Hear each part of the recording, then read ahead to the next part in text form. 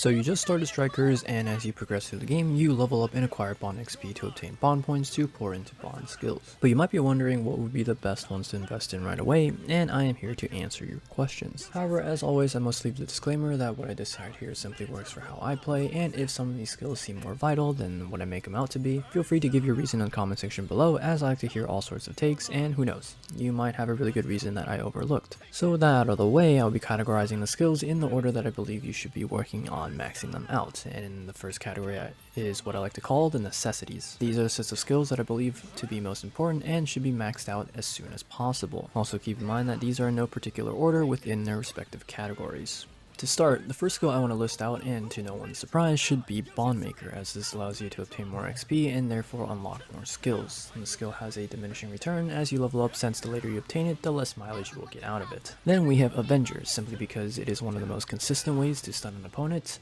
Upon a dodge, it almost always guarantees a one more attack, which is essentially just free damage. Ambusher is really great too, since this allows you to not have to burn items or SP on health upon every ambush engagement, and is just a consistent way to keep everyone healthy. Lastly, in the necessities category, Extortionist is really useful as this grants you more money, and for the reason, I was always on the verge of going broke on my very first playthrough, so having this skill is definitely a plus. And it's a good way to begin to build a budget for the fusion loop that you will inevitably do to obtain persona points or just max stats. Next on the list, we have what I like to call power-ups, which aren't an absolute must, but good to have after the necessities. Harrison Recovery is first, and I think it's really nice that since there is no insta-heal in this game, therefore there really is no way to heal yourself unless if you, I think, wait it out, use an item, or, in this case, have a teammate get you out of a bad spot. Then, Spirit Strikers is solid, as this oftentimes would bounce off Avenger, allowing you to almost abuse the system for more SP, assuming you are good enough at timing your dodges. Smart Shopper would allow you to score better deals at the shop, and this is very helpful because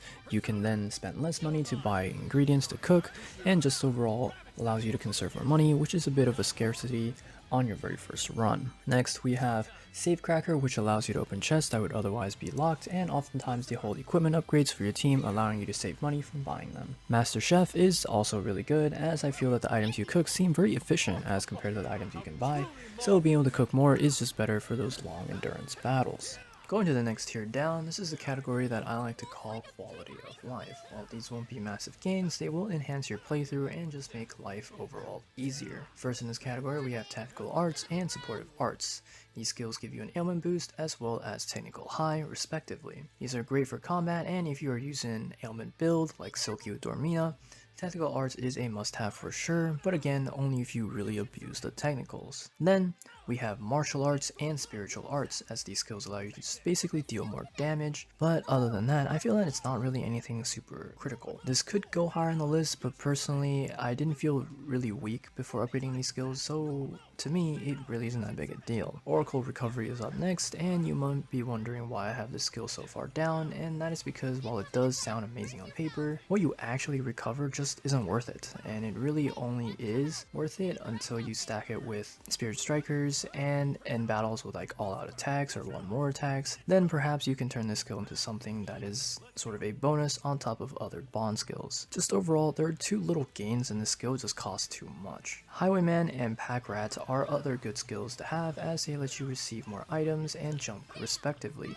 You might wonder why junk is good, and the reason is because later on you will meet someone that has requests for junk items, and this skill will allow you to not only really have to backtrack as much, you could also just complete those requests basically as soon as possible. Treasure Hunter is another good one, but this will apply more in merciless difficulty, as this allows you to farm for a decent amount of cash as well as the potential to get really valuable skill cards. Overall, treat this skill as just increasing the chances at bonus goodies. SP Boost is another good one, as anything that allows you to have more SP really is not something to be overlooked. The quicker you can max this out, the less instances you have to use to max out your party members later on. Then, lastly, we have Metaverse Medic, which just increases the effectiveness of healing items, which could be useful so that way you aren't exhausting a ton of items to replenish whatever it is you wish. The second to last category would be what I like to call spare points, and it is, as the name suggests, just use your leftover points on these skills. Ammo Hoarder is pretty good if you want to spam them at say Mothman, but since there aren't too many personas weak to gun,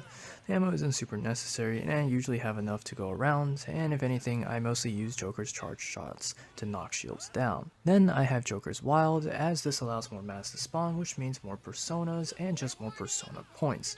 While persona points aren't exactly difficult to acquire, the fusion loop method to acquire them can be a bit taxing on money, so having these mass to convert into persona points are definitely helpful. Lastly, HP boost is good, as once again this will mean less incense spent to get everyone's health to max. At the very bottom tier is what I like to call the true leftovers, as these are the skills that I think honestly can really come last. This being any stat boost such as endurance boost, luck boost, strength boost, etc. These are all endgame stuff and really shouldn't be a priority at all until all of your teammates are max level and such. Then Phantom Striker is just really niche in its uses, and honestly I don't really like dashing around, as more often than not it just seems to get me killed, but if this is your playstyle, go for it. Finally, we have Proper Showman, and while I think that the skill isn't bad, it just doesn't happen often enough for me, and honestly the damage isn't super amazing. But again, if you can really build showtimes quickly, then 100% go for it. In conclusions, all these skills have their benefits, some more than others, and again, this is all just my opinions. And this is just what I picked to fit my playstyle, so I personally am curious as to think what you guys pick for these top skills, and again, I would love to read them in the comment section below. That being said, thanks for watching, hope you guys have enjoyed, and I will see you guys in the next one.